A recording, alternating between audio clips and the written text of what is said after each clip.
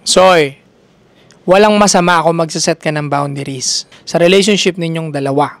Alam mo ba na ang lalaking may boundaries at nag-a-apply talaga sa sinasabi niya palagi, karespe-respeto ng mga babae yan. Totoo, tama narinig mo. Ang mga lalaking may boundaries at sineseryoso nila yung boundaries nila, sobrang nire-respect ng mga babae yan. Marahil may mga babaeng hindi re-respetuhin yung boundaries mo. Susuwayin yung sinabi mo. Halimbawa, ayaw mo ng ganito, ayaw mo ng ganyan. Still, susuwayin pa rin yan. May mga ganung babae talaga. Kasi may mga babae talagang siraulo eh. May mga babae talagang makulit, hindi mo na maaalis sa mundo yan. At may mga babaeng talagang kahit anong sabi mo, mahina yung utak. Normal lang yun. Pero, lagi mo pa rin i-apply yung boundaries mo. Kapag ayaw mo, ayaw mo.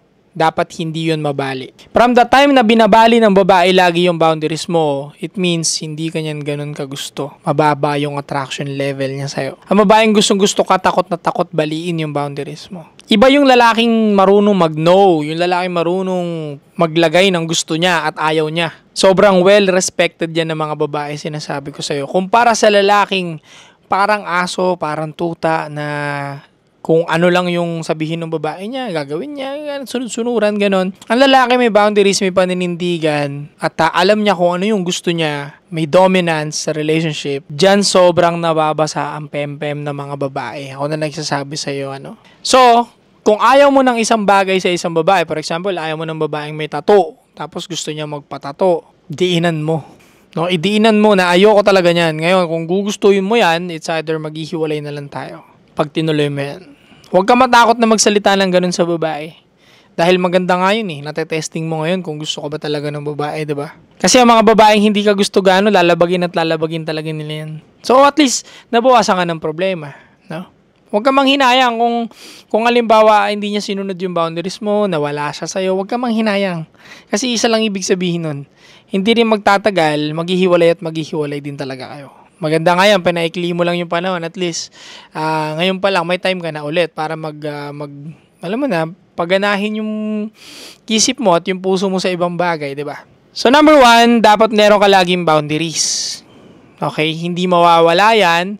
Hindi mo sisirain yan dahil lang gusto mo tong babaeng to. Hindi mo babaliin yan dahil lang gusto mo siya. Lagi mong i-apply yung mga boundaries mo at ipapaalam mo ito sa babae. Again, well-respected na mga babae yung lalaking may boundaries at sineseryoso niya mismo yung boundaries niya. Isa pa sa kinababaliwan ng mga babae, mga soy ko, yung lalaking hindi sila patatawarin. Halimbawa, nag-break kayo ng ex mo, niloko ka ng babaeng ito. Halimbawa lang naman, niloko ka nito, nagsinungaling to, so ngayon hiniwalayan mo siya. Naghiwalay na kayo.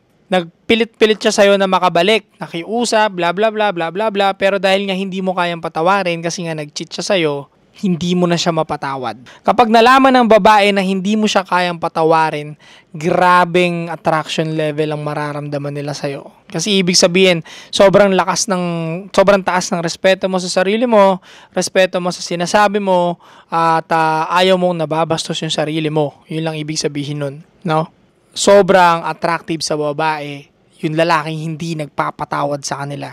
Especially kung may ginawang kagagahan nitong babaeng to.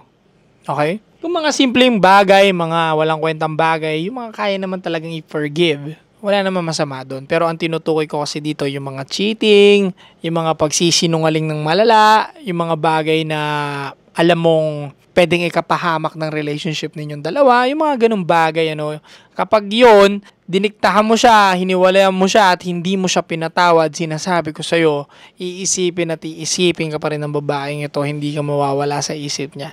Baka nga kahit may ka-relationship na niya, na siyang bago, makakwento at makakwento ka pa rin niya doon, dahil itong lalaking to, hindi talaga ako pinatawad. Kaya kung ano-anong kasiraan ang sasabihin niya sa'yo, but still, isa lang yung sinasabi ko, hindi ka mawawala sa isipan niya. Boundaries at standard. Lalong-lalo na people nowadays, ang daming mga lalaking hindi nire-respeto yung mga sarili nila. Ang daming mga lalaki ngayon na binabali yung mga standards nila, yung mga boundaries nila dahil lang sa mga babaeng nagagandahan sila. Supot na supot. So, kukunti na lang tayong mga lalaki ngayon na nakakaintindi ng boundaries. At yung pagpapahalaga at respeto sa sarili, bilang na lang tayo, sinasabi ko sa'yo. Kaya kung lagi kang nakikinig sa akin at tatanga-tanga ka pa rin at hindi ka pa rin nagkakaroon ng babae o ka-relationship na pwede mong mahalin o mahalin ka niya, no? Okay?